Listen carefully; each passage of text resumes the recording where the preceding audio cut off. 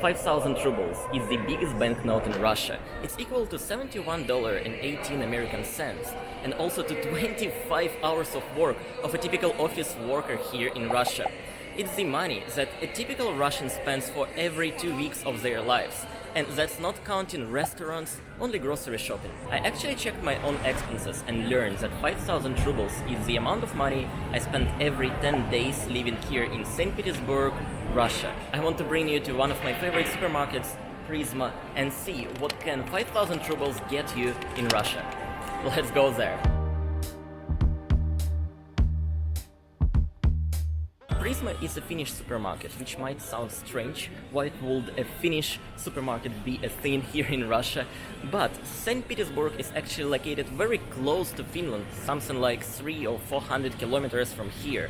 And the first time I got here, I fell in love with this brand because the variety of food is offered here is much higher than I can usually see in a typical Russian supermarket. You can see a lot of imported brands and also a lot of Scandinavian food, which is quite unusual in Russia, and I find Scandinavian food to be very delicious. So what we are doing now, I thought the best way to show you the amount of stuff I could get for 5,000 rubles is to break foods into sections. I will show you what I usually get for breakfast, for lunch, for dinners, and also some snacks and drinks. So these 5 categories. So breakfast first. I usually have something simple in the morning. I very like Russian blini. That is something like pancakes, but we eat it savory and sometimes sweet. I also like making syrniki, which is a cheesecake made from tvarog, which is something like Russian farmer's cheese. I also like eating raw tvarog with nuts or with also something sweet, maybe with fruits. And if I have no time, I usually grab a bowl of oatmeal. So let's go actually find the food.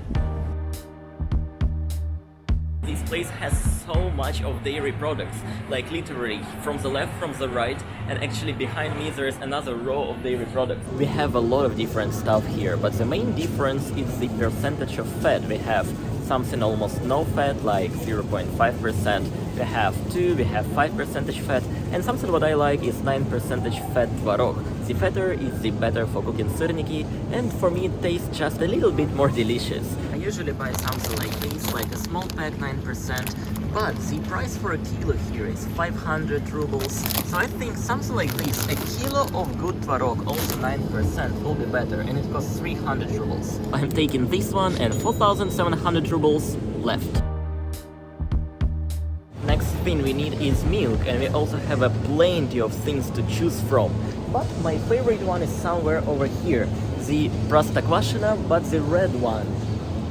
Oh yeah, I found it here. It basically says молоко отборное, which means a higher percentage of fat.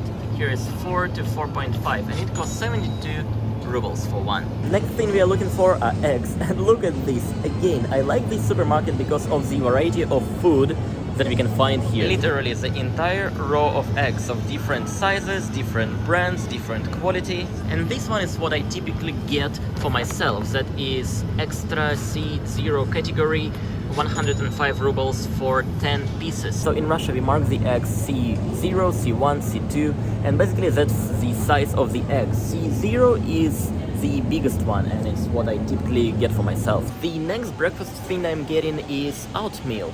Have a lot of different Finnish brand of oatmeals, and here's what I typically get: the instant oatmeal for 190 rubles per 6 packs. That's usually enough for a week or two. But today I actually found something new that is lьняная каша, no idea how to say that in English, that looks quite nice, and it costs 88 rubles. I think I'll choose this one for today. I will definitely like to get these cherry tomatoes. It's like 190 rubles for this pack, which is actually expensive, but that's the price of fresh vegetables in Russia during almost the winter time, so I had to pay much more than in summer. These mini peppers will be also very good for making fried eggs with tomatoes and with peppers. Definitely taking it, and 170 rubles for this one. I found some fish here, and you might think something like, wow, Russia has a lot of fish for export, so it might be cheap for locals to buy it. But actually it's not. Like, good fish is expensive here. It's sold here in tiny packs of 120 grams, 200 grams, and it costs actually more than a kilo of meat. But I like getting it anyways, even though it's quite expensive. And here's what I typically could get. It's a 300 gram pack for 500 rubles. The nuts I'm actually taking not at this place. I like going to my local supermarket that only sells nuts. And what I pay for it is 70 rubles for pumpkin seed and 100 rubles for 100 grams of the nut mix. Here's the gems, the sweet stuff. I'm definitely getting this cranberry bottle. That's 200 rubles for 400 grams.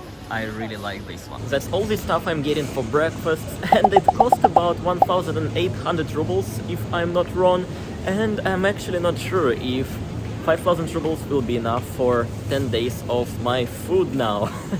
Let's go for lunches now.